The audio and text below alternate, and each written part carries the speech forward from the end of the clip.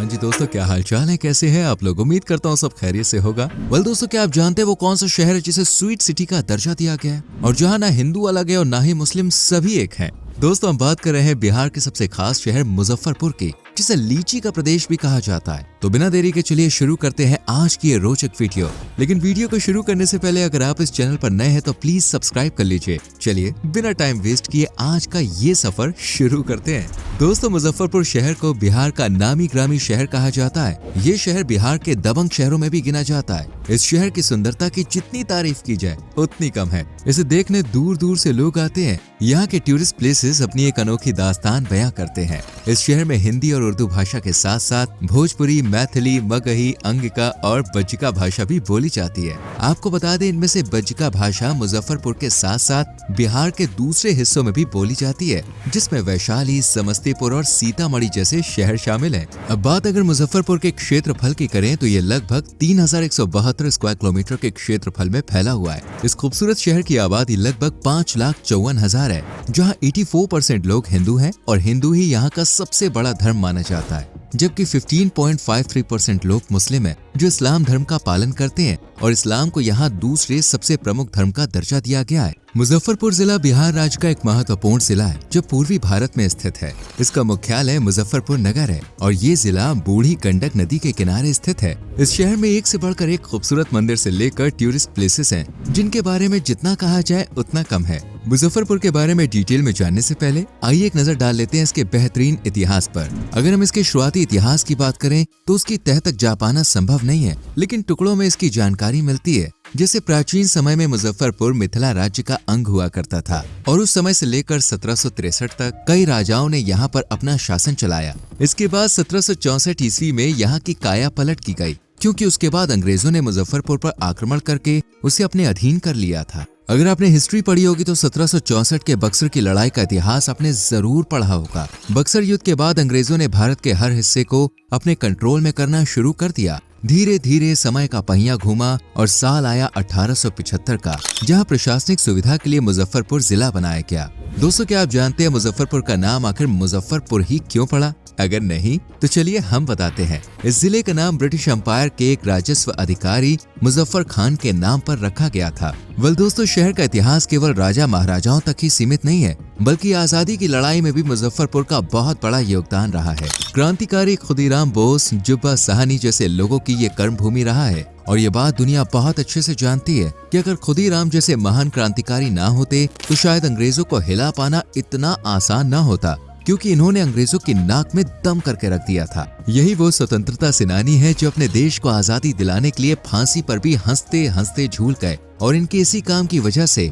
ये आज भी हर हिंदुस्तानी के दिल में जिंदा है। दिसंबर 1920 और फिर जनवरी 1927 में महात्मा गांधी जी की मुजफ्फरपुर जिले की यात्रा ने लोगों की छिपी भावनाओं को जगाने में जबरदस्त भूमिका निभाई और इस तरह इस जिले ने देश के स्वतंत्रता संग्राम में बड़ी भूमिका निभाई। दोस्तों, महात्मा गांधी जी वो शख्स थे जिन्होंने इस क्षेत्र के लोगों में आजादी की जंग को लेकर एक नई जान फूंकी थी। ये शहर पंडित सहदेव झा जैसे बहुत से क्रांतिकारियों का गढ़ रहा है। 1930 के नमक आंदोलन से लेकर 1942 के भारत छोड़ो आंदोलन के समय तक यहाँ के क्रांतिकारियों ने कदम से कदम मिलाकर स्वतंत्रता संग्राम में हिस्सा लिया और बिना डरे लगातार आगे बढ़ते रहे। मुजफ्फरपुर के इतिहास के बारे में हम काफी कुछ जान चुके हैं, तो चलिए अब बातों का सिलसिला आगे बढ़ाते हैं और जान लेते हैं इस शहर की कुछ खूबसूरत जगहों के बारे में, जिन्होंने लोगों को अपनी ओर न केवल आकर्षित किया बल्कि बार बार आने पर मजबूर किया। दोस्तों, सबसे पहले घूमते हैं लीची के गार्डन्स में, जो काफी खूबसूरत है। और रही बात लीची की फसलों की, तो ये देखने के साथ साथ खाने में भी काफी मीठी और स्वादिष्ट होती है।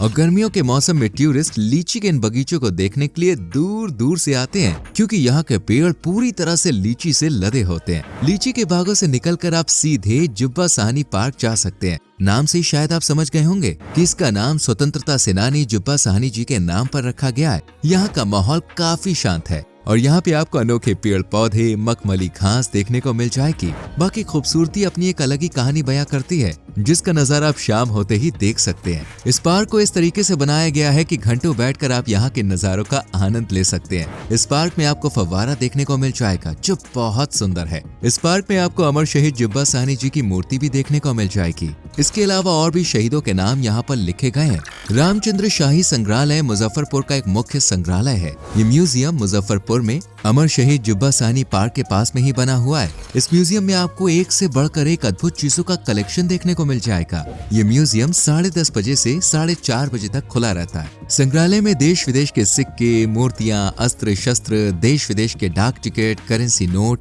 लिफाफे, पुलिस बैच, बटन, मेडल, ताबीज, हुक, कीमती पत्थर, हाथी दांत, लकड़ी, शंख, चीनी मिट्टी के बर्तन, फाउंटेन पेन, अंगूठी, ग्रामोफोन मौजूद है। इसके बाद आप श्री गरीब नवाब मंदिर को भी देखने जा सकते हैं। कहा जाता है कि ये मंदिर आज से करीब 300 साल पुराना है। मुजफ्फरपुर के आकर्षक केंद्रों में से एक बाबा गरीबनाथ मंदिर भी है, जो शहर के बीचों बीच स्थित है। इस मंदिर में भगवान शिव का शिवलिंग बाबा गरीबनाथ के रूप में स्थापित है। ऐसा कहा जाता है कि शिवलिंग पीपल के पेड़ से प्रकट हुआ था, जहाँ पे अब मंदिर है। जिस व्यक्ति ने पेड़ काटा था उसने पेड़ से खून बहता देखा, जिससे शिवलिंग प्रकट हुआ और उसने मंदिर बनवाया, जहाँ बड़ी संख्या में भक्तों की भीड़ उमड़ती है। बाबा गरीबनाथ मंदिर में सावन के पवित्र महीने में बहुत भीड़ उमड़ती है। अगली जगह है अंबारा चौक, जिसके बारे में कहा जाता है कि ये अब तक की सबसे चर्चित वैश्याओं में से एक आम्रपाली का घर है, जो पास के वैशाली की वैश्या थी। आम्रपाली वैशाली नगर के एक गरीब दंपत्ति के आम के पेड़ के नीचे मिली थी और उन्होंने उसका नाम आम्रपाली रख दिया। आम्रपाली जब तक 11 साल की हुई तब तक उसकी सुंदरता की चर्चा चारों तरफ होने लगी। आम्रपाली को देखते ही लोग उसकी खूबसूरती के दीवाने हो जाते थे। आम्रपाली की उम्र जैसे जैसे बढ़ने लगी, वैसे वैसे उसके चाहने वाले भी बढ़ने लगे। लेकिन आम्रपाली किसी एक से शादी नहीं कर सकती थी, क्योंकि आम्रपाली को वैशाली नगर की नगर वधू घोषित कर दिया गया था। आम्रपाली ना शादी कर सकती थी और ना ही किसी एक व्यक्ति के साथ जिंदगी बिता सकती थी। उसे वो इंसान चुनने की इजाजत थी जिसके साथ वो संबंध बनाए। ये चौक मुजफ्फरपुर से लगभग 40 किलोमीटर दूर स्थित है। चलिए दोस्तों, अब एक नजर यहाँ की खासियत यानी कि यहाँ के फैक्ट्स पर डाल लेते हैं। मुजफ्फरपुर उन शहरों में आता है जहाँ धर्म जाति का कोई भी भेदभाव नहीं है। यहाँ पर हिंदू मुस्लिम भाईचारे की मिसाल दी जाती है। इस शहर को लोग हिंदू मुस्लिम के मिलन का संगम स्थल भी कहते हैं। वैसे ऐसा अगर हर शहर में हो जाए तो दंगे फसाद जैसी चीजों का नामो निशान तक मिट जाए और देश खुशहाल बन जाए। मुजफ्फरपुर बिहार का एक ऐसा शहर है जिसे आप एजुकेशनल हब भी बुला सकते हैं, क्योंकि यहाँ पर बेहतरीन से बेहतरीन एजुकेशन सेंटर्स हैं। यही वजह है कि ये पढ़ाई के मामले में काफी आगे है और इस वजह से शहर का लिटरेसी रेट भी काफी अच्छा है। यहाँ पर लिटरेसी रेट 83.07% है, जिसमें वीमेंस का लिटरेसी रेट 79.29% है, जो कि अपने आप में काबिले तारीफ है। और वहीं अगर हम पुरुषों की बात करें तो उनका लिटरेसी रेट 86.42% है। यानी हम समझ सकते हैं कि यहाँ पर पढ़ाई को लेकर लड़के और लड़की में कोई ज्यादा फर्क नहीं है। यानी एजुकेशन पर सबका हक है। और समय के साथ वो वक्त दूर नहीं जब इस शहर को वेल एजुकेटेड शहरों में गिना जाने लगेगा। मुजफ्फरपुर को साल 2017 में स्मार्ट सिटी मिशन के रूप में भी चुना जा चुका है। भारत में कई ऐसे शहर हैं जिन्हें स्मार्ट सिटी मिशन में शामिल किया गया है। उन शहरों की लिस्ट में मुजफ्फरपुर भी अपना स्थान बनाए हुए है और आज मुजफ्फरपुर को और भी ज्यादा डेवलप बनाने पर ध्यान दिया जा रहा है। मुजफ्फरपुर को बिजली उत्पादन सेंटर्स में गिना जाता है। ये सबसे ज्यादा इलेक्ट्रिसिटी सप्लाई करने में भी आगे है और यहाँ का थर्मो पावर प्लांट भी अपनी पहचान बनाए हुए है, जो दूर दूर तक लाइट की सप्लाई करता है और अंधेरे घर में रोशनी लाता है। इतना ही नहीं, मुजफ्फरपुर को स्वीट सिटी के नाम से भी जाना जाता है, क्योंकि यहाँ की मिठाइयाँ काफी स्वादिष्ट और लाजवाब होती हैं। जिसमें बात करें मोतीचूर के लड्डू और सोन हलवे की, तो हाँ, वो तो भाई यहाँ की स्पेशलिटी है। जब खाने पीने की बात चल रही तो भाई ऐसे में लिट्टी चोखा को हम कैसे भूल सकते हैं। अगर आप मुजफ्फरपुर जाएं तो इन चीजों का स्वाद लेने से बिल्कुल भी पीछे ना हटे। मुजफ्फरपुर की इतनी सारी खासियतों को जानने के बाद शायद आपका भी मन मेरी तरह मुजफ्फरपुर घूमने का हो रहा होगा, है ना? तो चलिए आपको बता देते हैं कि यहाँ पहुँचने के लिए हमें किन किन ट्रांसपोर्ट की जरूरत पड़ सकती है। देखिए, मुजफ्फरपुर अगर आप ट्रेन से जाना चाहें तो उसके लिए भी आपको किसी तरह से परेशानी का सामना नहीं करना पड़ेगा, क्योंकि मुजफ्फरपुर रेलवे स्टेशन दूसरे रेलवे स्टेशन से कहीं ना कहीं कनेक्टेड है और आप बड़ी ही आसानी से आराम से मुजफ्फरपुर पहुँच सकते हैं। यहाँ दूसरी तरफ NH 57 भी शहर से कनेक्टेड है जिससे आप आसानी से यहाँ पहुँच सकते हैं। और अगर आप बाय फ्लाइट जाना चाहते हैं तो यस, वो भी ऑप्शन अवेलेबल है। वेल दोस्तों, उम्मीद करते हैं वीडियो आपको अच्छी लगी होगी। अगर आप में से कोई मुजफ्फरपुर बिहार से है तो हमें कमेंट सेक्शन में जरूर बताएं। वैसे क्या आप कभी मुजफ्फरपुर गए तो अपना एक्सपीरियंस शेयर जरूर करना। वीडियो को लाइक और शेयर करके चैनल को सब्सक्राइब करें, बेल आइकॉन प्रेस करें, जिससे आपसे आने वाली वीडियोस मिस ना हो। मिलते हैं अगली वीडियो में। Till then, bye bye, take care.